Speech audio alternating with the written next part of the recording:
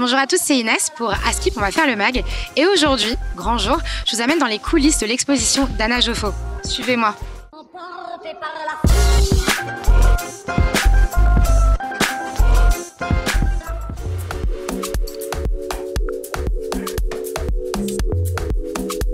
Bonjour, c'est Anna Joffo pour Askip le mag. Je fais ça depuis, professionnellement depuis 3 ans, mais j'ai toujours aimé l'art. J'ai commencé toute petite. J'ai commencé à prendre des cours de dessin pour adultes quand j'avais 10 ans. Je me suis retrouvée dans un cours de croquis de nu et j'ai tout de suite adoré ça. Et c'est de là où me vient cette série-là qui s'appelle Silhouette, qui a fait un peu écho au croquis de nu que je faisais, même si c'était plus académique. Ça, c'est plus épuré. Et j'ai toujours aimé en fait la femme, le corps de la femme, la féminité dans toute sa splendeur, quoi. Et c'est pour ça qu'en fait c'est le fil rouge de tout mon travail. Nous sommes en présence de Richard. Enchanté Richard, monsieur Richard Joffo. Qui êtes-vous? Dites-moi tout Richard. Je suis un simple mortel, un survivant. Le papa de l'artiste qui expose ici. Peut-être que c'est Anna, ma plus belle œuvre. Oh, c'est très joli. Lui, c'est mon petit-fils, Raphaël, qui vient de passer. Qui je suis, je dirige une école qui s'appelle l'Académie audiovisuelle. D'accord. Des journalistes de télévision, je produis des émissions, je suis dans la presse écrite, je coach des personnalités politiques, les chefs d'entreprise sur leur communication, j'écris des livres, enfin bon bref, voilà. Un homme aux multiples compétences. Je devrais être à la retraite. Vous avez raison, au moins vous optimisez votre temps et puis vous avez de multiples compétences. Je me sens un peu du coup toute petite à côté de vous, Richard. Voilà. C'est quoi tes conditions quand tu te mets à peindre? Qu'est-ce qu'il te faut pour, je sais pas, avoir de la vision? Dans quelles conditions tu peins? Déjà, j'aime bien être seule dans ma petite bulle. Alors, c'est pas très glamour. Il y en a plein qui vont dire oui, j'écoute du Beethoven et tout. Moi, souvent, j'écoute des podcasts de true crime pour dire la vérité. Oui, j'ai un peu deux personnalités. J'ai un côté très doux et un peu poétique et c'est de là peut-être que viennent les peintures, mais j'ai un côté très violent aussi. Qu'est-ce que vous en pensez? Si vous aviez un mot pour décrire l'œuvre d'Anna, les œuvres d'Anna, le travail d'Anna, ce serait quoi? Sublime.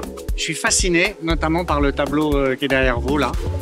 Franchement, je trouve que c'est une manière de sublimer, c'est pour ça que je l'ai dit sublime, la femme africaine. Lui donner toute sa dimension à la fois artistique et spirituelle. Je trouve qu'il y a dans les yeux, il y a comme une force qui émane. Je trouve que se dégage une spiritualité énorme, une sensibilité. Moi, elle me bluffe, parce que moi, je ne sais pas mettre 2 traits de crayon l'un à côté de l'autre. C'est magnifique. Déjà, si on me demande dessine-moi un mouton, je fais comme le petit prince, je dessine la boîte, et je dis le bouton est à l'intérieur. Mais donc, elle me bluffe. Elle peint pas des yeux, elle peint des regards. Oui. Elle peint pas des visages, elle peint des âmes. Enfin voilà, c'est bluffant ce qu'elle fait. C'est très vivant, on sent en fait l'émotion qu'elle a voulu retranscrire dans sa peinture. Alors je ne te connaissais pas, je t'ai découvert aujourd'hui. Et honnêtement, c'est un bon choc. Un choc émotionnel parce que tes peintures me parlent. Et surtout les yeux. J'ai remarqué dans les yeux que peu importe où tu te déplaces, il y a comme le regard s'exprime. C'est peut-être pour ça aussi que les regards peuvent être un peu plus prenant, parce que peut-être qu'il y a une pointe de violence finalement dans un certain regard. Mais on ressent l'émotion, hein, tu sais, parce que parfois on va regarder un visage qui va être peint et il n'y a rien de transcendant. Et là, quand on le regarde, on a l'impression que c'est communicatif, que tu as joué sur un aspect où dans tous les cas ça va te parler. Peu importe dans quelles conditions tu vas observer, mais ça te parle. Ça m'a fait le coup surtout pour une toile, moi qui n'est pas exposée ici parce que c'est une toile d'une indienne. J'ai remarqué que souvent je fais un visage et c'est à la fin que je me rends compte que le visage a pris l'émotion que j'avais quand moi je l'ai peint. Cette douleur, je l'ai retrouvée dans le regard alors que c'était pas du tout voulu au départ, quoi. Enfin, j'avais pas travaillé ses yeux pour faire forcément ressentir ça. Elle avait une espèce de force et un peu revancharde dans les yeux, alors que c'est pas voulu non plus. T'as décliné sur ton état d'esprit à ce moment-là, tu penses? C'est vrai que quand j'ai peint la deuxième, j'étais vraiment un peu revancharde. Je me disais, bon là, j'en ai chié juste avant, là j'en pouvais plus. Là ça y est, ça va mieux. Donc effectivement, ce côté revanchard était là.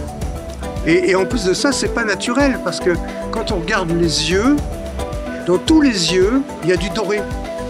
Oui. Donc, oui, c'est vrai. C'est un gros plan sur les yeux de tous les personnages dont elle a fait le portrait. C'est sa petite touche. Il y a toujours une pointe de doré dans l'œil. C'est vrai. Or, on n'a pas ça. Et elle met de l'or dans les yeux et ça semble naturel à tout le monde. Tout à fait. C'est une très belle phrase, ça. Je la reprendrai. Elle met de l'or dans les yeux. C'est très joli. Est-ce que vous avez remarqué que sur tous les tableaux, il y a un signe qui apparaît, une touche, une couleur qui apparaît systématiquement. Vous allez m'enrichir spirituellement parce que je n'ai pas remarqué ce signe qui revient comme une référence dans chaque tableau. On met de l'or dans les regards. C'est magnifique, mais oui, maintenant que vous me le dites, eh oui. L'or, c'est une matière noble et ça illumine. Et je trouve que les tableaux, même quand il y a des couleurs sombres, ils illuminent, ils parlent, ils connectent. Vraiment, je suis impressionné. Je connaissais Richard, il me parlait souvent de sa fille, mais je ne la connaissais pas en tant qu'artiste.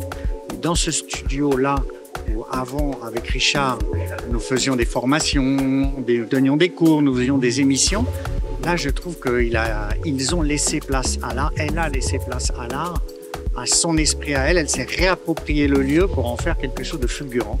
Donc je suis très content de découvrir cet artiste que je ne connaissais pas.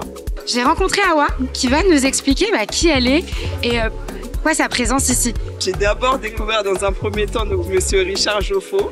Donc j'ai fait l'académie audiovisuelle avec Richard notamment, donc au studio École de France dans un premier temps. Par la suite, on a toujours gardé des liens parce que il m'a aidé pour que je puisse développer tout ça, que je puisse avoir cette aisance également à l'oral, enfin énormément de choses. C'est quoi tes échéances? Qu'est-ce que tu fais en ce moment? Grâce à tout ça, j'ai réussi aussi à travailler dans divers univers, notamment dans l'audiovisuel. Et ensuite, j'ai participé.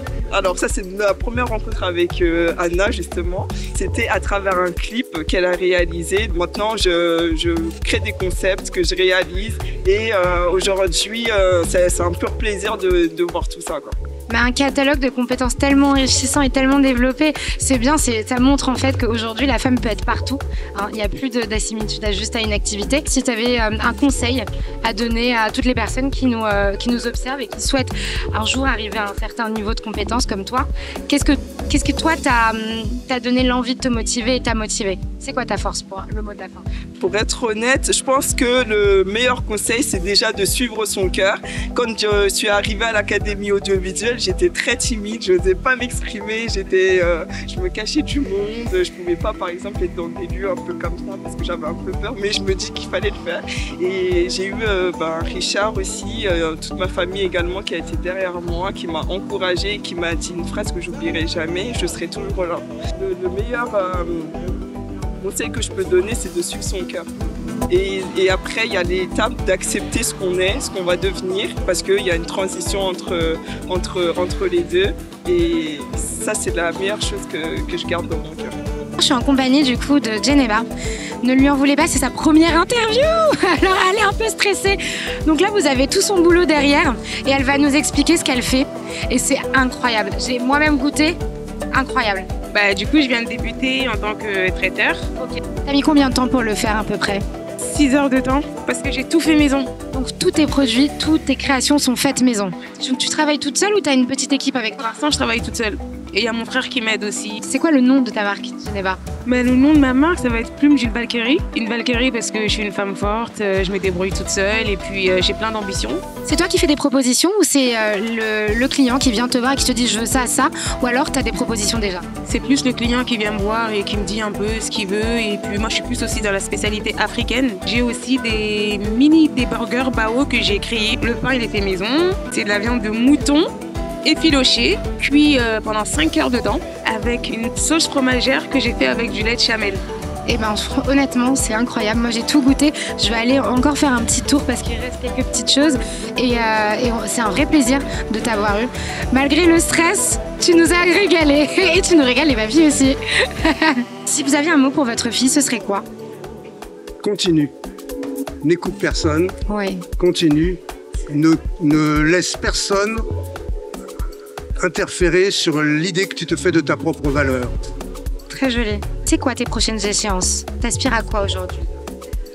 Continuer à peindre et à continuer à faire connaître mon travail et puis à évoluer. J'espère évoluer comme tous les artistes, pas stagner, essayer de m'améliorer, quoi. Merci beaucoup, Anna. Et au plaisir de continuer à suivre tes évolutions et ton art. Merci. Merci. C'était incroyable. C'était Inès et Richie Meyers à la caméra pour Askip le Mag lors de l'exposition de Anna Joffo. Je vous invite à venir la découvrir.